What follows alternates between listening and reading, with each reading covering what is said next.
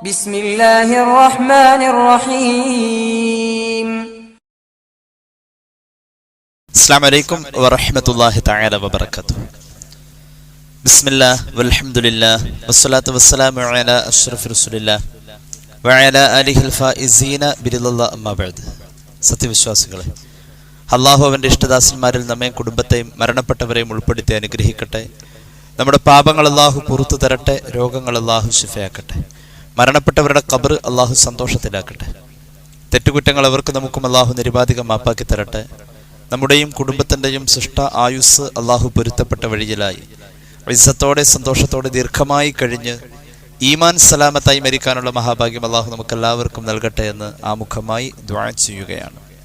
ബുദ്ധിമാനെക്കുറിച്ച് അല്ലാഹുവിൻ്റെ ഖുർആനിൽ പറയുന്ന പലയിടങ്ങളിലെ പരാമർശങ്ങൾ നമുക്ക് കാണാൻ കഴിയും. അതുപോലെ തന്നെ ചിന്തയെ പ്രോത്സാഹിപ്പിക്കുന്ന ഇടങ്ങളും ഖുർആനിൻ്റെ ആയത്തുകളിൽ നമുക്ക് കാണാൻ കഴിയും. ബുദ്ധിയും ചിന്തയും മനുഷ്യനിൽ അല്ലാഹു നൽകിയതിൻ്റെ ലക്ഷ്യം എന്താണ് എന്ന് പഠിപ്പിക്കുന്ന ആയത്തുകളും നമുക്ക് കാണാൻ കഴിയും. ഒരു യഥാർത്ഥ ബുദ്ധിമാൻ, നല്ല ചിന്തയുള്ള മനുഷ്യൻ, അവൻ്റെ ചിന്തയും അവൻ്റെ ബുദ്ധി ഉപയോഗപ്പെടുത്തുന്ന തലങ്ങളും അള്ളാഹുവിനെ കണ്ടെത്താനും അവൻ്റെ ശിക്ഷകളിൽ നിന്നും ഒഴിഞ്ഞു മാറാനും അവൻ്റെ അനുഗ്രഹങ്ങൾ നേടാനും ഉള്ള ഒരു ശ്രമത്തിലായിരിക്കും. പരിശുദ്ധമായ ഖുർആനിൻ്റെ ചിന്തനീയമായ ആയത്തുകൾ സൂറത്ത് ആലു ഇമ്രാനിലും മറ്റുമൊക്കെ കാണാൻ കഴിയും. ഇന്ന ഫീ ഖൽഖിസ് സമാവാതി വൽ അർളി വഖ്തിലാഫിൽ ലൈലി വൻ നഹാർ ലആയാതിൻ ലിഉലിൽ അൽബാബ് الذين يذكرون الله قياما وقعودا وعلى جنوبهم ويتفكرون في خلق السماوات والأرض ربنا ما خلقت هذا باطلا سبحانك فقنا عذاب النار ربنا إنك ما تدخل النار فقد أخزيته وما للظالمين من أنصار. സുദീർഘമായ ആയത്തുകൾ.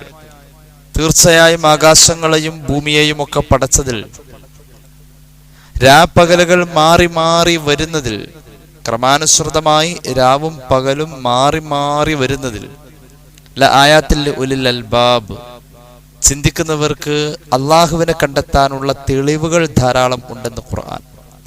കുറച്ചും കൂടി അലക്കി തേച്ച മലയാളത്തിൽ പറഞ്ഞാൽ ചിന്തിക്കുന്നവർക്ക് ദൃഷ്ടാന്തങ്ങൾ ഉണ്ട് എന്ന് ഖുർആൻ. ദൃഷ്ടാന്തം എന്ന് പറഞ്ഞാൽ അള്ളാഹനെ കണ്ടെത്താനുള്ള അടയാളങ്ങൾ എന്നാണ്. ആരാണ് ഈ ചിന്തിക്കുന്നവർ? ആരാണ് ഈ ബുദ്ധിയുള്ളവർ? അല്ലദീന യദ്കുറൂനല്ലാഹ ഖിയാമൻ വഖുഊദൻ വഅലാ ജുനൂബിഹിം വയതഫക്കറൂന ഫീ ഖൽഖിസ് സമാവാതി വൽ അർദ്. നിൽപ്പിലും ഇരുപ്പിലും കിടപ്പിലും നടത്തത്തിലും സർവ്വചലനങ്ങളിലും ജീവിതത്തിന്റെ സകല മേഖലകളിലും അള്ളാഹുവിനെ കുറിച്ച് ഓർക്കുന്നവരാണവർ. അള്ളാഹു എന്ന ഓർമ്മ മനസ്സിൽ നിന്ന് മങ്ങാത്തവരാണവർ. അതുപോലെ തന്നെ അവർ ആകാശത്തിന്റെയും ഭൂമിയുടെയും സൃഷ്ടിപ്പുകളെ കുറിച്ചും ആലോചിച്ചു കൊണ്ടിരിക്കും. അവസാനം അവർ പറയും, റബ്ബനാ മാ ഖലഖത ഹാദാ ബാതില സുബ്ഹാനക ഫഖിനാ അദാബന്നാർ. അല്ലാഹുവേ, ഈ കാണുന്ന പ്രപഞ്ചത്തിന്റെ അത്ഭുതങ്ങൾ അഖിലം നീ വെറുതെ പടച്ചതല്ല, നീ എത്രയോ പരിശുദ്ധൻ. അത്ഭുതം, അത്ഭുതം, മഹാ അത്ഭുതം. അല്ലാഹുവേ, അത്ഭുതങ്ങളെ പടച്ച തമ്പുരാനെ, നീ ഞങ്ങളെ നരക അഗ്നിയിൽ നിന്നും കാക്കണേ. ഇതൊരു പ്രാർത്ഥനയാണ്, ഇത് ബുദ്ധിമാന്റെ പ്രാർത്ഥനയാണ്. നരക അഗ്നിയിൽ നിന്ന് കാക്കണേ. തൊട്ടടുത്ത ആയത്ത് കൂടി കേട്ടോളൂ. ഒരു നരക അഭയം തേടുന്ന ഒരു പ്രാർത്ഥനയാണ് ഇത്, ബുദ്ധിമാന്റെ പ്രാർത്ഥന. ബുദ്ധിമാൻ ഇത് ദുആ ചെയ്യാതിരിക്കില്ല. റബ്ബനാ ഇന്നക മൻ തുദ്ഖിലിൻ നാറ ഫഖദ് അഖ്സൈതഹു വമാ ലിദ്ദാലിമീന മിൻ അൻസാർ. സൂറത്ത് ആലു ഇംറാൻ. അല്ലാഹുവേ, നീ ഏതെങ്കിലും ഒരാളെ നരകത്തിൽ പ്രവേശിപ്പിച്ചിട്ടുണ്ട് എങ്കിൽ തീർച്ചയായും അവനെ നീ നിസ്സാരപ്പെടുത്തി എന്ന് അതിനർത്ഥം. ഫഖദ് അഖ്സൈത വമാ ലിദ്ദാലിമീന മിൻ അൻസാർ. അപ്പോൾ ബുദ്ധിമാനായ മനുഷ്യന്റെ, യഥാർത്ഥ ബുദ്ധിമാന്റെ പ്രാർത്ഥനയാണ് ഈ ആയത്തുകൾ നമ്മുടെ മുന്നിൽ അവതരിപ്പിച്ചത്. അള്ളാഹു നരകത്തിലേക്ക് ഒരു മനുഷ്യനെ പ്രവേശിപ്പിക്കുന്നതും അള്ളാഹു സ്വർഗീയ പ്രവേശം ഒരു മനുഷ്യന് നൽകുന്നതും അതിൻ്റെ എല്ലാ പരിപൂർണതയിലുമാണ്. സ്വർഗമെന്ന് പറഞ്ഞാൽ സന്തോഷമാണ്, നരകമെന്ന് പറഞ്ഞാൽ സങ്കടമാണ്. സന്തോഷിക്കാൻ പോകുന്ന ലോകത്തേക്ക് പോകുന്ന ഒരാളെ ശാരീരികമായും മാനസികമായും ചിന്താപരമായും അള്ളാഹു സന്തോഷത്തിന്റെ എല്ലാ കാര്യങ്ങളും ചേർത്ത് വെച്ചിട്ട് അങ്ങോട്ട് വിടാം. വിഷമിക്കാനും സങ്കടപ്പെടാനും ദുഃഖിക്കാനും ഒക്കെ ആയിട്ട് പോകേണ്ട നരകത്തിലേക്ക് പോകുന്ന ആളെ ശാരീരികമായും മാനസികമായും ചിന്താപരമായും ആ ഒരു സങ്കടത്തിൽ തന്നെ ചേർത്തിട്ട് അള്ളാഹു നരകത്തിലേക്ക് പറഞ്ഞയക്കാം. ഒരു ഹദീസ് കേട്ടോളൂ. ഇമാം ബുഖാരി അവിടുത്തെ സ്വഹീഹിൽ ഉദ്ധരിക്കുന്നുണ്ട്. അന്നബി ഹുറൈറ റളിയല്ലാഹു അൻഹു ഖാല നബി സല്ലല്ലാഹു അലൈഹി വസല്ലം ലാ യദ്ഖുലു അഹദുൽ ജന്നത ഇല്ലാ ഉരിയ മഖ്അദഹു മിനന്നാർ. ഒരാളും അവന്റെ സ്വർഗപ്രവേശം നേടുന്നില്ല, അവനെങ്ങാനും ലൗ അസാ ഈ സ്വർഗം കിട്ടാതെ അവൻ ഒരു ചീത്തയായ മനുഷ്യനായിട്ട് ജീവിച്ച ഒരവസ്ഥയായിരുന്നു ഭൂമിയിലെങ്കിൽ അവൻ പോകേണ്ട നരകം ഏതായിരുന്നു അതിനെ കാണിച്ചു കൊടുത്തിട്ടല്ലാതെ ഒരാളെ സ്വർഗത്തിലേക്ക് വിടൂല. സ്വർഗത്തിൽ ഒരാൾ പോകുന്നു, പോകാൻ നിശ്ചയിക്കപ്പെട്ടിരിക്കുന്നു. ആ മനുഷ്യൻ അള്ളാഹു കൊടുത്തൊരു മഹാഭാഗ്യാണിത്. അവന്റെ ജീവിതത്തിൽ അള്ളാഹു അവൻ നരകത്തിൽ പോകേണ്ടവനാണ് എന്ന കല വെച്ചിരുന്നുവെങ്കിൽ, നരകത്തിൽ പോവാനുള്ള ചീത്തയായ കാര്യങ്ങൾ ചെയ്യാൻ അള്ളാഹു അവനിൽ കണക്കാക്കിയിരുന്നുവെങ്കിൽ അത് ഇങ്ങനെയാകുമായിരുന്നു എന്ന നരകപ്രവേശത്തിന്റെ അവസ്ഥയെ കാണിച്ചു കൊടുത്തിട്ട് ഇങ്ങനെ നീ ആവേണ്ടവനായിരുന്നു, അങ്ങനെ ആവാതെ നിനക്ക് സ്വർഗം തരും, അള്ളാഹു അങ്ങനെ സ്വർഗം തന്നു. അപ്പൊ നരകത്തിൽ അവൻ പോവേണ്ടിയിരുന്ന അവസ്ഥയെ കാണിച്ചിട്ട് അവനെ സ്വർഗത്തിലേക്ക് വിടും. ഒരു സ്വർഗാവകാശി സ്വർഗത്തിൽ പോകുമ്പോൾ അവൻ നന്നായില്ലായിരുന്നെങ്കിൽ പോകേണ്ട നരകം എങ്ങനെയോ എന്നതിനെ കുറിച്ച് കാണിച്ചിട്ടേ സ്വർഗത്തിൽ വിടും. എന്തിനാണ് അങ്ങനെ വിടുന്നതെന്നറിയോ? ലിയസ്ദാദ ശുക്ര. സ്വർഗത്തിലെത്തുമ്പോ ഇത് ഓർമ്മപ്പെടുത്തിക്കൊണ്ട്, ഇത് ഓർത്തോർത്ത് ആ നരകത്തിൽ ഞാൻ അങ്ങനെ പോവേണ്ടവനായിരുന്നു, പോവാതെ ഇവിടം വരെ എന്റെ റബ്ബ് എന്നെ എത്തിച്ചു എന്ന നന്ദി ബോധത്തോടുകൂടെ സ്വർഗത്തിന്റെ അകത്തെ സന്തോഷം പരിപൂർണമാവാൻ വേണ്ടി എന്ന് പുണ്യ നബി സല്ലല്ലാഹു അലൈഹി വസല്ലം. അതുപോലെ തന്നെ വീണ്ടും പറയുന്നുണ്ട് ആ ഹദീസിൽ തന്നെ, ഒരാൾക്ക് നരകപ്രവേശം സാധിക്കുമ്പോൾ, ഒരാൾ നരകത്തിൽ പോകേണ്ടവനാണ്, നരകത്തിൽ അവൻ പ്രവേശിക്കേണ്ടി വരുമ്പോൾ അവന്റെ മുന്നിൽ നരകത്തിലേക്ക് പോകുന്നതിന് മുമ്പായിട്ട് അവനെങ്ങാനും നന്നായി ജീവിച്ചിരുന്നുവെങ്കിൽ പോകേണ്ടിയിരുന്ന സ്വർഗം ഈ രൂപത്തിലാണെന്നുള്ള സ്വർഗീയമായ അനുഗ്രഹങ്ങളെ പ്രത്യക്ഷപ്പെടുത്തി അതവനെ കാണിച്ചു കൊടുത്ത് അവന്റെ മനസ്സിൽ അതൊരു ആലോചനയായി, ഒരു നീറുന്ന ചിന്തയായി, പടച്ചോനെ ഇത് ഞാൻ നഷ്ടപ്പെടുത്തിയതാണല്ലോ, എന്നിട്ടാണല്ലോ ഞാൻ ഈ നരകത്തിലേക്ക് പോകുന്നതെന്ന ആ മാനസികമായ ഒരു പിരിമുറുക്കം അവനിൽ സൃഷ്ടിച്ചിട്ടല്ലാതെ, അവനിൽ കൊടുത്തിട്ടല്ലാതെ നരകത്തിലേക്ക് പോകുന്നവൻ അവന്റെ സ്വർഗം ഇങ്ങനെയാകുമായിരുന്നു എന്ന കാഴ്ച കാണിച്ചു കൊടുത്തിട്ടല്ലാതെ നരകത്തിലേക്ക് വിടൂല. ഇതിന്റെ ലക്ഷ്യം എന്തെന്ന് മഹാനായ ഇമാം അൽ ഹാഫിദ് ഇബ്നു ഹജർ അൽ അസ്ഖലാനി ഫത്ഹുൽ ബാരിയിൽ പറയുന്നുണ്ട്. സ്വർഗീയ ജീവിതത്തിന്റെ സന്തോഷം ഇരട്ടിയാവാൻ വേണ്ടിയാണ്. അൽഹംദുലില്ലാഹ്, ഞാൻ ആ നരകത്തിൽ പോകേണ്ടവനാ, ആ ഒരു ചിന്ത സ്വന്തം മനസ്സിനങ്ങൾ അലട്ടിക്കൊണ്ടിരിക്കും. അപ്പൊ സ്വർഗത്തിലാകുമ്പോൾ അത് സന്തോഷം വർദ്ധിക്കുക ചെയ്യാം. ഞാൻ അവിടെ പോകാതെ ഇവിടം വരെ എത്തിയല്ലോ, അൽഹംദുലില്ലാഹ്. നരകത്തിലേക്ക് പോകുന്നവൻ താൻ പോകേണ്ടിയിരുന്ന ആ സ്വർഗത്തെ കണ്ടിട്ടാണല്ലോ പോകുന്നത്. അപ്പോൾ അവന് കൂടുതൽ നീറുന്ന ചിന്തകളായി അവന്റെ മനസ്സ് കിടന്ന് പുകയും. ഇങ്ങനൊരവസ്ഥ ഉണ്ടാകുമെന്ന് പുണ്യനബി സല്ലല്ലാഹു അലൈഹി വസല്ലം. നരകത്തിലേക്കും സ്വർഗത്തിലേക്കും ഇങ്ങനെ കൊണ്ടുവരപ്പെടുമ്പോൾ നരകാവകാശിയെ നരകത്തിലേക്ക് കയറാൻ വേണ്ടിയിട്ട് മടിച്ചു നിൽക്കാണവൻ. നരകത്തിലേക്ക് കയറൂല, വലിച്ചഴച്ചു കൊണ്ടുവരപ്പെടുന്ന പോലെയാ, മടിച്ചു നിൽക്കും. ആ മടിച്ചു നിൽക്കുന്നവനോട് പറയും വേഗം കയറടാന്ന് പറയും.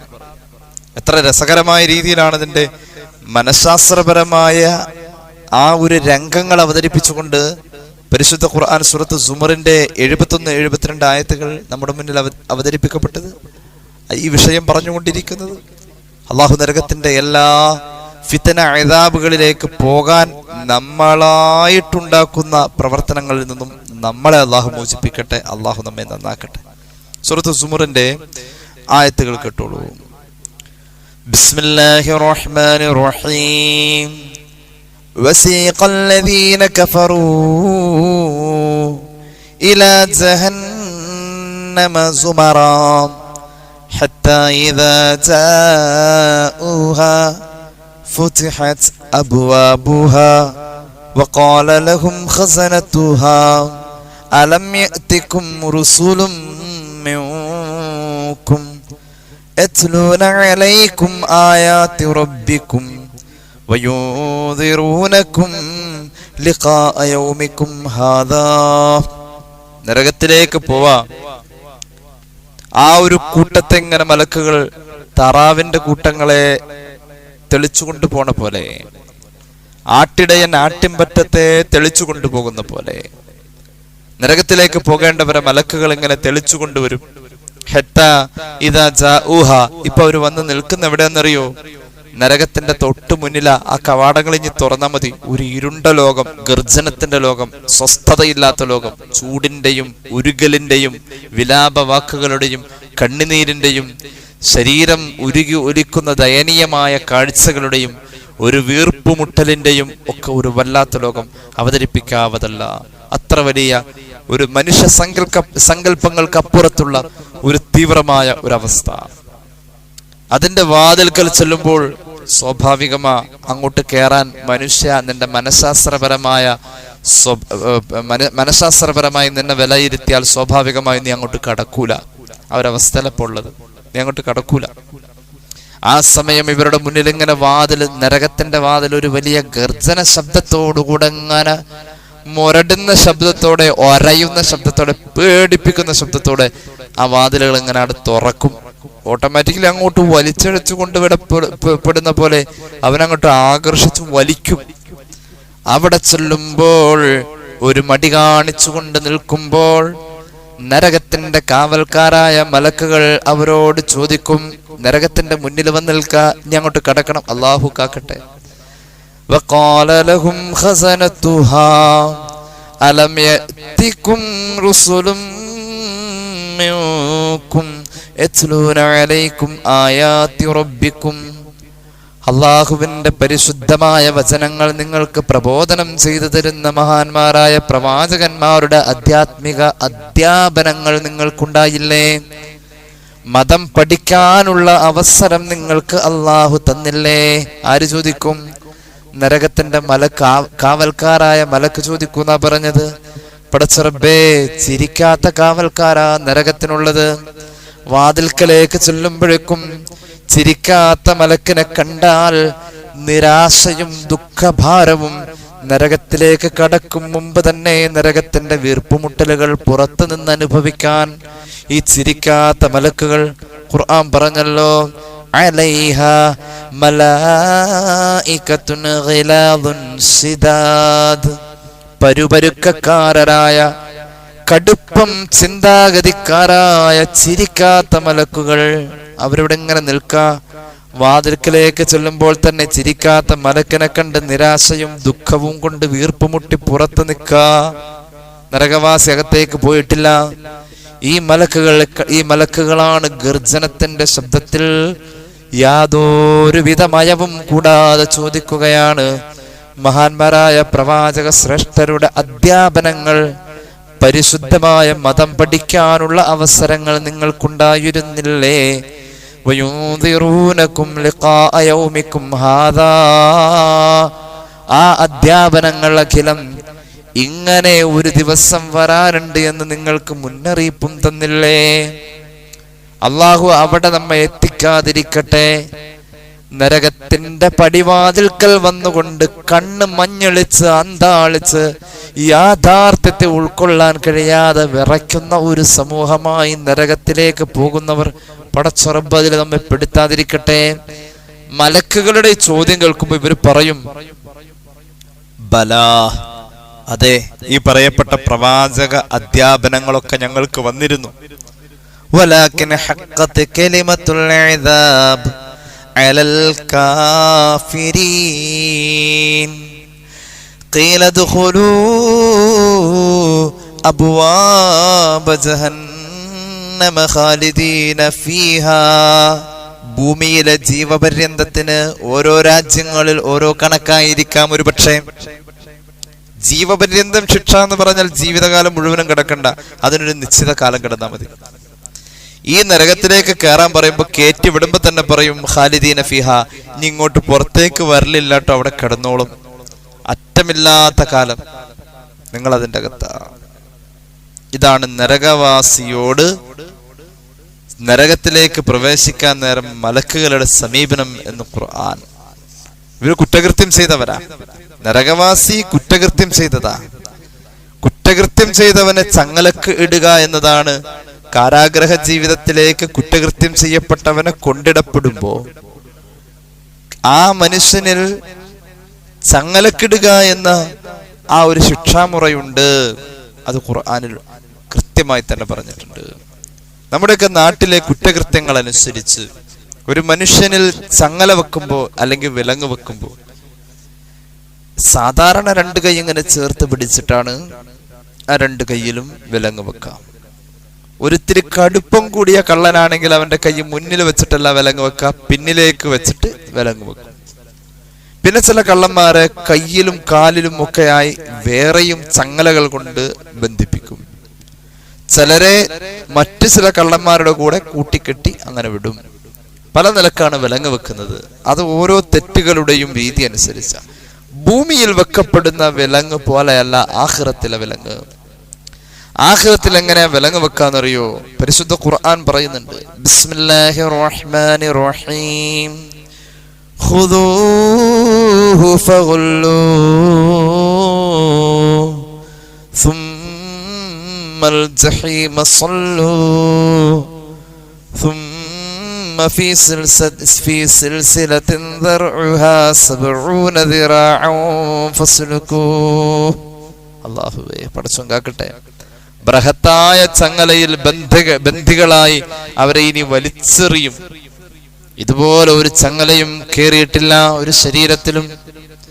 അന്ന് അവർക്ക് ചങ്ങലയിടപ്പെടും, പിടിക്കടോ അവനെ. മലക്കുകളോട് അല്ലാഹു പറയും, ആ കുറ്റവാളിയെ പിടിക്കടോ, ഖുദൂ, അവനെ പിടിക്കടാ. ഫഗുല്ലൂ, ഗുല്ലൂ എന്ന് പറഞ്ഞാൽ അതിനർത്ഥം ഇജ്മഉ യദൈഹി ഇലാ ഉനുഖിഹി ഫിൽ ഗുല്ലി. 2 കൈയിനെ ഇങ്ങനെ കഴുത്തിലേക്ക് ചേർത്ത് വെച്ചിട്ട് ചങ്ങല കൊണ്ട് ചുറ്റണേ. 2 കൈയിനെ കഴുത്തിലേക്ക് ചേർത്ത് വെച്ചിട്ട് ചങ്ങല കൊണ്ട് ചുറ്റി പൊതിയണം. കൈ വെച്ച് കെട്ടിയിരിക്കുന്ന കഴുത്തിൽ. അപ്പൊ കഴുത്ത് സ്വാഭാവികമായി ഇങ്ങനെ ഉയർന്നു പോകും. അങ്ങനെ ഉയരും, അതിൻ്റെ അകത്തേക്ക് വെക്കും. എന്നിട്ട് ഇങ്ങനെ ചങ്ങല കൊണ്ട് ചുറ്റും. ആ ചങ്ങലയുടെ തുടക്കം ആ കഴുത്തിൽ ചുറ്റലല്ല, ഇങ്ങനെ അവന് ചുരുട്ടും. എങ്ങനെയാണെന്നറിയുമോ? ആ ചങ്ങലയ്ക്ക് അവനെ കേട്ടോളൂ. മഹാനായ കഅബ് റളിയല്ലാഹു അൻഹു പറയുന്നുണ്ട്, എങ്ങനെയാണ് ഈ ചങ്ങലയിലേക്ക് പ്രവേശിപ്പിക്കുക എന്നറിയുമോ? ഹബീബിന്റെ തിരുവചനത്തിൽ നിന്നും മഹാന്മാർ പഠിച്ചെടുത്ത തഫ്സീർ റൂഹുൽ ബയാൻ ഇത് രേഖപ്പെടുത്തുന്നുണ്ട്, ദുറുൽ മൻസൂർ രേഖപ്പെടുത്തുന്നുണ്ട്. കഅബ് റളിയല്ലാഹു അൻഹു പറയുകയാണ്, ചങ്ങല എന്ന് പറഞ്ഞാൽ എങ്ങനത്തെ ചങ്ങലയെന്നറിയോ? അതിന്റെ ഒരു വട്ടക്കണ്ണിയുടെ ഭാരം ഭൂമിയിൽ ഇപ്പോൾ നിലവിൽ മനുഷ്യൻ കണ്ടെത്തി ഉപയോഗിച്ചു കൊണ്ടിരിക്കുന്നതും അല്ലാത്തതുമായ ഈ ഭൂമിയിലെ സർവ്വ ഇരുമ്പ് ലോഹങ്ങൾ കൊണ്ടുവന്ന് വെച്ചിട്ട് തുലാസിന്റെ ഒരു തട്ടിൽ വെച്ച് മറ്റേ കാലിത്തട്ടിൽ ഈ നരകവാസിക്ക് അള്ളാഹു ചാർത്തുന്ന ചങ്ങലയുടെ ഒരു വട്ടക്കണ്ണി വെച്ച് കഴിഞ്ഞാൽ ഭാരം കൂടുതൽ നരകവാസിയുടെ ആ വിലങ്ങാകുന്ന ചങ്ങലയുടെ വട്ടക്കണ്ണിക്കായിരിക്കും, ഒരു വട്ടക്കണ്ണിക്കായിരിക്കുമെന്ന് പരിശുദ്ധ റസൂൽ സല്ലല്ലാഹു അലൈഹി മുഹമ്മദ് സല്ലല്ലാഹു അലൈഹി വസല്ലം. അവൻ ഒറ്റക്കല്ല അതിൽ കെട്ട, അവനെയും അവന്റെ കൂടെ അവനെ വഴിപിഴപ്പിക്കാൻ നടന്ന പിശാചിനെയും ചേർത്ത് വെച്ചിട്ടാ കെട്ട. അങ്ങനെയാണ് പറഞ്ഞിട്ടുള്ളത്. ആ ഒരു വട്ടക്കണ്ണിയെ കൊണ്ടുവന്നിട്ട് ഏതെങ്കിലും ഒരു പർവ്വതത്തിന്റെ മുകളിൽ വെച്ചാൽ, ചങ്ങല എന്ന് പറഞ്ഞാൽ പല വട്ടക്കണ്ണികളും കൂടുമ്പോഴാണല്ലോ ഒരു ചെയിനാവാ ചങ്ങലയാവാ. അതിൽ ഒരെണ്ണം എടുത്തു കൊണ്ടുവന്ന് ഭൂമിയിലെ പർവ്വതത്തിന്റെ മുകളിൽ വെച്ചാൽ അത് ഉരുകിപ്പോകുമെന്ന് മഹാന്മാർ പഠിപ്പിക്കാം. ആ ചങ്ങല കഴുത്തിലേക്ക് വെച്ച് കെട്ടുന്നതിന് മുമ്പ് അതിന്റെ ഫസ്റ്റ് തുമ്പ് വായിലൂടെ കടത്തും. എന്നിട്ട് ആ തുമ്പ് ഇങ്ങനെ വലിച്ച് ഇറക്കി, തീയാണത്, അങ്ങനെ ഉരുകി താഴേക്ക് ഇറങ്ങി അവന്റെ മലദ്വാരത്തിലൂടെ പുറത്തേക്ക് എടുക്കും. അങ്ങനെ ഉള്ളിലൂടെ കോർത്തെടുത്തിട്ട് പിന്നെ കേട്ടോളൂ, അവന്റെ 2 കൈയിനെയും കഴുത്തിലേക്ക് വെച്ചിട്ട് കഴുത്തും അതുപോലെ തന്നെ ശരീരത്തിന്റെ മറ്റു ഭാഗവും ഉരുട്ടിപ്പൊതിയും അവനെ ബാക്കിയുള്ള ചങ്ങല കൊണ്ട്. എത്ര ഉണ്ടെന്നറിയോ ആ ചങ്ങല? പരിശുദ്ധ ഖുർആൻ പറഞ്ഞു,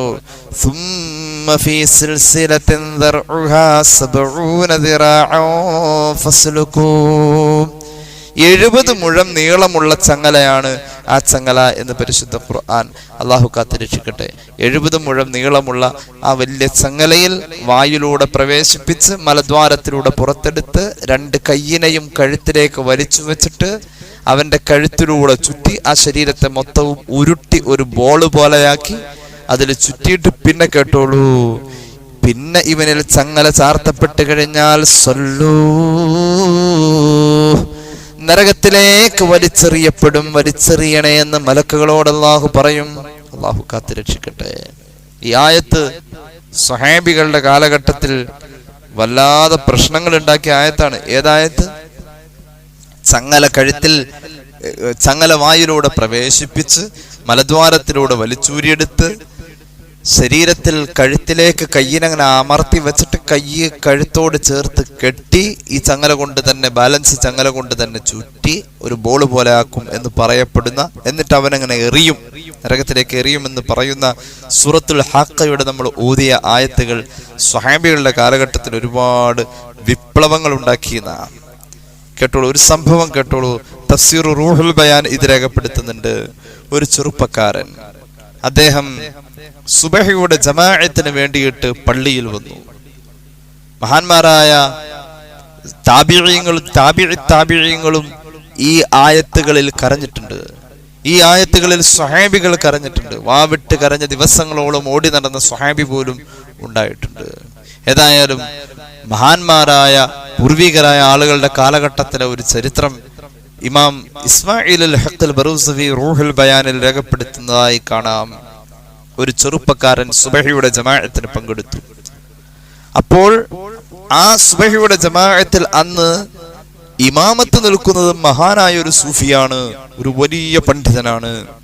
അദ്ദേഹം സൂറത്തുൽ ഹാഖയാണ് ഓതിയത്. സൂറത്തുൽ ഹാഖയിലെ ഏകദേശം 29 ആയത്തുകളോളം ഓതി. പിന്നെ ഓതേണ്ടത് സൂറത്തുൽ ഹാഖയുടെ 30-ാമത്തെ ആയത്ത്, നമ്മൾ ഓതി വെച്ച ആയത്ത്. ഖുദൂഹു ഫഗുല്ലൂ, പിടിയോടോ അവനെ, അവനിൽ നരകത്തിന്റെ വിലങ്ങാകുന്ന ചങ്ങലയെ അവനിൽ ചാർത്തണേ. എങ്ങനെ ചങ്ങലട? വായിലൂടെ കയറ്റി മലദ്വാരത്തിലൂടെ വലിച്ചെടുത്ത് കഴുത്തിലേക്ക് കൈ വെച്ച് കെട്ടുന്ന ഖുർആന്റെ ആയത്തിന്റെ അർത്ഥമാണ് ഞാൻ പറയുന്നത്. അങ്ങനെ വെച്ച് കെട്ടിയിട്ട് സുമ്മൽ ജഹീമ സല്ലൂ, ജഹീം എന്ന നരകത്തിലേക്ക് വലിച്ചെറിയൂ എന്ന് പറഞ്ഞു തുടങ്ങുന്ന ഈ ആയത്തുകളുണ്ടല്ലോ. സുബഹിയുടെ ജമാഅത്തിന് സൂഫിയായ മഹാപണ്ഡിതൻ ഓതുമ്പോൾ ആ ജമാഅത്തിൽ ഒരു ചെറുപ്പക്കാരൻ ഉണ്ടായിരുന്നു. ഈ ആയത്ത് കേൾക്കാൻ ആ ചെറുപ്പക്കാരന് കരുത്തില്ല.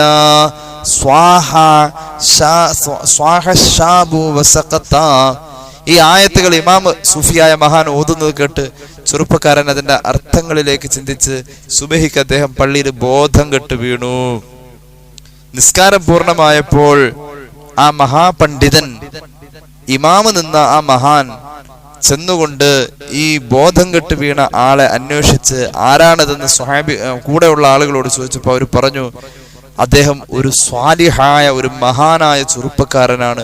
അള്ളാനെ വലിയ പേടിയാ, നരകത്തെ പേടിയാ. അദ്ദേഹത്തിന് ആകെ ഉള്ളത് ബന്ധു എന്ന് പറയാൻ ഒരു വൃദ്ധയായ ഉമ്മ. വലഹു വാലിദത്തുൻ അജൂസ് ലൈസ ലഹാ ഗൈറുഹു.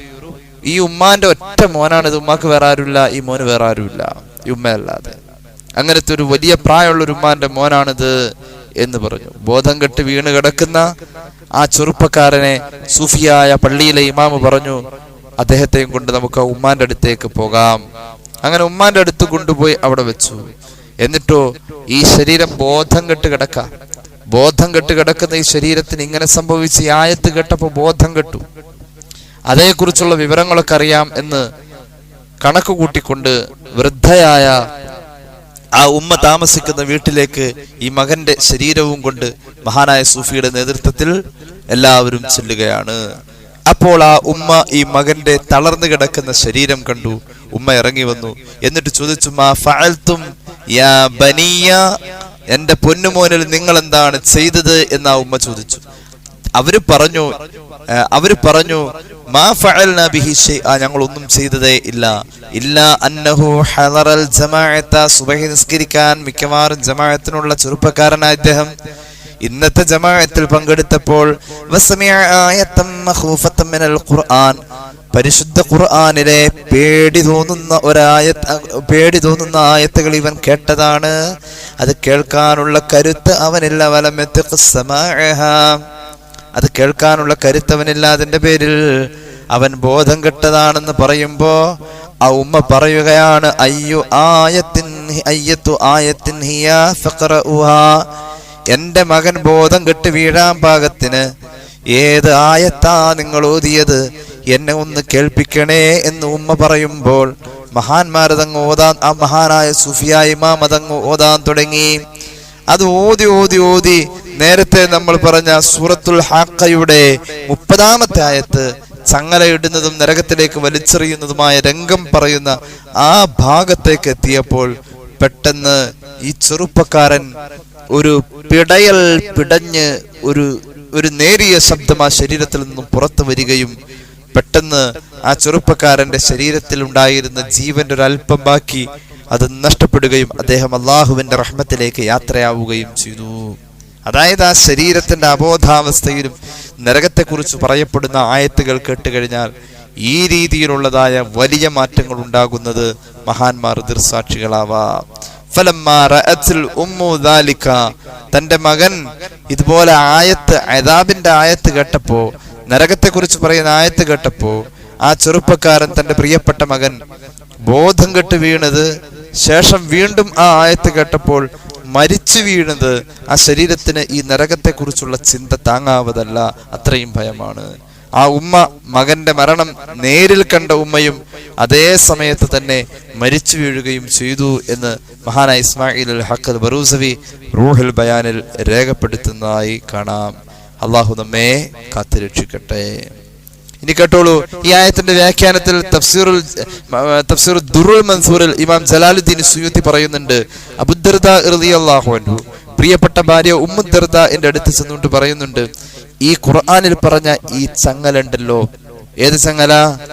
ഫീ സിൽസിലത്തിൻ ദർഉഹാ 70 ദിറാഅ, 70 മുഴ ഉണ്ടെന്ന് പറഞ്ഞ നരകവാസിയെ ബന്ധിപ്പിക്കുന്ന ഈ ചങ്ങലയുണ്ടല്ലോ, ആ ചങ്ങലയുടെ പ്രത്യേകത എന്തെന്നറിയോ? മഹാനായ അബൂദർദാ റളിയല്ലാഹു അൻഹു എന്ന മഹാനായ സ്വഹാബി പറയാ, അള്ളാഹു നരകം പടച്ച അന്ന് മുതൽക്ക് അതിങ്ങനെ ഉരുക്കിക്കൊണ്ടിരിക്കുക, അള്ളാഹു അതിങ്ങനെ ചൂട് പിടിപ്പിച്ചുകൊണ്ടിരിക്കുക, അത് ഖിയാമത്ത് നാൾ വരെ ആ പറയപ്പെടുന്ന ചങ്ങല ചൂട് പിടിച്ച് പഴുത്ത് അത് കനൽ കട്ടയേക്കാൾ അപ്പുറം ആ രീതിയിലേക്ക്. എന്തിനാണിത്? ഈ ചങ്ങല മനുഷ്യരുടെ കഴുത്തിൽ ചാർത്താനുള്ളതാണ്. ഇനി കേട്ടോളൂ, അബൂദർദാ റളിയല്ലാഹു അൻഹു പ്രിയപ്പെട്ട ഭാര്യയായ ഉമ്മു ദർദാ എന്നോട് പറയാണ്, നല്ലോണം ഈമാൻ കൊണ്ട് ജീവിച്ചു കഴിഞ്ഞാൽ ഖദ് നജ്ജാനല്ലാഹു മിൻ നിസ്ഫിഹാ ബി ഈമാനിനാ ബില്ലാഹ്, നല്ലോണം മനസ്സിൽ ഈമാൻ കൊണ്ട് ജീവിച്ചു കഴിഞ്ഞാൽ അല്ലാഹു തആല ആ പറയപ്പെടുന്ന ചങ്ങല കൊണ്ടുള്ള അദാബിന്റെ പകുതി ചാൻസിൽ നിന്നും നമ്മെ രക്ഷപ്പെടുത്തുന്നതാണ്. അതുകൊണ്ട് ഈമാൻ ഉള്ളതിന്റെ കൂടെ തന്നെ ഉമ്മു ദർദാ എന്ന പ്രിയപ്പെട്ട ഭാര്യയെ പാവങ്ങൾക്കൊക്കെ ഭക്ഷണം കൊടുക്കാനൊക്കെ ശ്രദ്ധിച്ചോ. അങ്ങനെ ഭക്ഷണം കൊടുക്ക വഴി നരകത്തിൽ നിന്നും ശരീരത്തെ മോചിപ്പിക്കാൻ കഴിയുമെന്ന് പുണ്യനബി സല്ലല്ലാഹു അലൈഹി വസല്ലം തങ്ങൾ പറഞ്ഞതായി അബൂദർദാ റളിയല്ലാഹു അൻഹു പ്രിയപ്പെട്ടവൾക്ക് പഠിപ്പിച്ചു കൊടുക്കുകയാണ്. അള്ളാഹു നരകമോചനം നമുക്ക് തന്ന് അനുഗ്രഹിക്കട്ടെ. അപ്പൊ നരകത്തിൻ്റെതായ അവസ്ഥകൾ, സ്വർഗത്തിന്റെ അവസ്ഥകൾ അള്ളാഹുവിന്റെ പ്രമാണങ്ങളിൽ, പരിശുദ്ധമായ പ്രമാണങ്ങളിൽ, പരിശുദ്ധമായ ഖുർആനിൽ ഹദീസിലെമ്പാടും കാണാം. ഇനി കേട്ടോളൂ, സ്വർഗം നേരെ തിരിച്ചാണ് സ്വർഗവാസിയുടെ അവസ്ഥ. സന്തോഷം സന്തോഷം സന്തോഷം കൊണ്ടവർ അതിൻ്റെ അകത്തേക്ക് കയറുമ്പോ ഹംദ് പറയും. നമ്മൾ തുടങ്ങി വെച്ചത് ഒരു മനുഷ്യൻ സ്വർഗത്തിലേക്ക് പോവാനാണ് എങ്കിൽ അവൻ നരകവാസിയാവാനുള്ള ചാൻസിലൂടെ അവൻ ആ നരകവാസിയായാൽ അവൻ നരകത്തിൽ ചെന്ന് ചേരേണ്ട ഭാഗത്തെ കാണിച്ചിട്ടല്ലാതെ അവനെ സ്വർഗത്തിലേക്ക് വിടൂല. അത് സ്വർഗത്തിലെത്തുമ്പോൾ കൂടുതൽ സന്തോഷം ഉണ്ടാവാൻ വേണ്ടി. ഇനി കേട്ടോളൂ അള്ളാഹുവിന്റെ ഹബീബ് സല്ലല്ലാഹു അലൈഹി വസല്ലമ തങ്ങളുടെ ഹദീസുകളിൽ പറയപ്പെട്ട ആ രീതിയെ പരിശുദ്ധ ഖുർആൻ ഒന്നുകൂടി ശരിവെക്കുകയാണ്. പരിശുദ്ധമായ ഖുർആൻ ഒന്നുകൂടി ശരിവെക്കുകയാണ്. ഒരു മനുഷ്യൻ സ്വർഗത്തിലേക്ക് എത്തുമ്പോൾ സ്വർഗത്തിന്റെ വാതിലുകൾ തുറന്ന് അവനെ സ്വീകരിക്കുമ്പോൾ റബ്ബിന്റെ അനുഗ്രഹമാണ് ഈ സ്വർഗത്തിലെത്തിയത്, അല്ലെങ്കിൽ ഞാൻ ആ നരകത്തിൽ പോവേണ്ടവനാണ് എന്ന ആ ഒരു സീൻ മനസ്സിൽ കിടക്കുമ്പോൾ അവൻ സ്വർഗത്തിലേക്ക് കയറുമ്പോൾ ആദ്യം പറഞ്ഞു പോകും, അൽഹംദുലില്ലാഹില്ലദീ സദഖനാ വഅദഹു വഔറതനൽ അർദ് നതബവ്വഉ മിനൽ ജന്നതി ഹൈസു നശാ ഫനിഅമ അജ്റുൽ ആമിലീൻ. സ്വർഗത്തിന്റെ അകത്തേക്ക് കടന്നപ്പോൾ ആദ്യം അവൻ ചൊല്ലിയ ദിക്ർ അൽഹംദുലില്ലാഹ്, ഒരു ഹദീസിൽ കാണാം, മിഷ്കാത്തിലുണ്ട്, അള്ളാഹുവിന്റെ ഹബീബിനോട് സ്വഹാബി ചോദിക്കുന്നുണ്ടല്ലോ, നബിയെ, ആരാണ് ആദ്യം സ്വർഗത്തിലേക്ക് പോവാ? അവ്വലു മൻ യദ്ഖുലുൽ ജന്ന, ആരാണ് സ്വർഗത്തിലേക്ക് ആദ്യം വരാ? ഹബീബായ നബി തങ്ങൾ പറഞ്ഞു, ആദ്യം സ്വർഗത്തിലേക്ക് കടന്നു വരുന്നവൻ ജീവിതത്തിൽ അൽഹംദുലില്ലാഹ് എന്ന ദിക്ർ വർദ്ധിപ്പിച്ചവനാണെന്ന് സയ്യിദുനാ റസൂലുള്ളാഹി. അൽഹംദുലില്ലാഹ് വർദ്ധിപ്പിച്ചാൽ സ്വർഗത്തിലേക്കുള്ള വഴി എളുപ്പമാ. അള്ളാഹു നസീബാക്കട്ടെ. അള്ളാഹു നമുക്ക് തൗഫീഖ് നൽകട്ടെ. അമൽ ചെയ്യാൻ അള്ളാഹു തൗഫീഖ് നൽകട്ടെ. നരകത്തിന്റെ എല്ലാ ഗർജന ഭീകര അവസ്ഥകളിൽ നിന്നും അള്ളാഹു നമ്മെ കാത്തുരക്ഷിക്കട്ടെ. ഒരുപാട് പേര് ദുആ ചെയ്യാൻ പറഞ്ഞിട്ടുണ്ട്. 3 സ്വലാത്ത് ചൊല്ലി ദുആ ചെയ്യാം. സല്ലല്ലാഹു അലാ മുഹമ്മദ് സല്ലല്ലാഹു അലൈഹി വസല്ലം, സല്ലല്ലാഹു അലാ മുഹമ്മദ് സല്ലല്ലാഹു അലൈഹി വസല്ലം, اللهم صل على محمد يا رب صل عليه وسلم. الحمد لله رب العالمين. اللهم صل على سيدنا محمد وعلى آل سيدنا ومولانا محمد. അല്ലാഹുവേ, നീ കബൂലാക്കണേ തമ്പുരാനെ. പാപങ്ങൾ പൊറുക്കണേ അല്ലാ. രോഗങ്ങൾ ശിഫയാക്കുക അല്ലാ. അറിഞ്ഞു ചെയ്ത, അറിയാതെ ചെയ്ത, രഹസ്യമായി സംഭവിച്ച, പരസ്യമായി സംഭവിച്ച എല്ലാ തെറ്റുകുറ്റങ്ങളും നീ സദയം മാപ്പാക്കണേ അല്ലാ. ഈ ക്ലാസ്സിൽ പങ്കെടുക്കുന്നവർ, റബ്ബേ, ഇത് കണ്ടുകൊണ്ടിരിക്കുന്നവർ എല്ലാവർക്കും ഖൈർ നൽകുക അല്ലാ. ബറക്കത്ത് നൽകണേ അല്ലാ. അല്ലാഹു, അവരുടെയും ഞങ്ങളുടെയും ഹലാലായ മുറാദ് നീ ഹൈസുലാക്കണേ അല്ലാ. വീടില്ലാത്തവർക്ക് വീട് നൽകുക അല്ലാ. അല്ലാഹു, ഒരുപാട് ക്യാൻസർ രോഗികൾക്ക് വേണ്ടി ദുആ ചെയ്യാൻ ഏൽപ്പിച്ചു. പരിപൂർണമായ ശിഫ നൽകണേ അല്ലാ. അല്ലാഹുവേ, ഞങ്ങളെ സഹായിക്കുന്നവരെ നീ സഹായിക്കണേ അല്ലാ. സ്നേഹിക്കുന്നവരെ നീ സ്നേഹിക്കണേ അല്ലാ. അർഹതയില്ലാത്ത ഒരുപാട് അനുഗ്രഹങ്ങൾ നീ ഞങ്ങൾക്ക് തന്നിട്ടുണ്ടല്ലോ തമ്പുരാനെ. എല്ലാം ഞങ്ങളിൽ നിലനിർത്തണേ അല്ലാ. ഞങ്ങളുടെ പ്രവാസികളെ നീ അനുഗ്രഹിക്കണേ അല്ലാ. മക്കളില്ലാത്തവർക്ക് മക്കളെ നൽകണേ അല്ലാ. വീടില്ലാത്തവർക്ക് വീട് നൽകണേ അല്ലാ. കടബാധ്യത ഉള്ളവന്റെ കടങ്ങൾ നീ വീട്ടണേ അല്ലാ. ربنا ارحمهم كما ربونا صغارا بفضله صلى الله على محمد صلى الله عليه وسلم صلى الله على محمد صلى الله عليه وسلم اللهم صل على محمد يا رب صل عليه وسلم. السلام عليكم ورحمة الله وبركاته.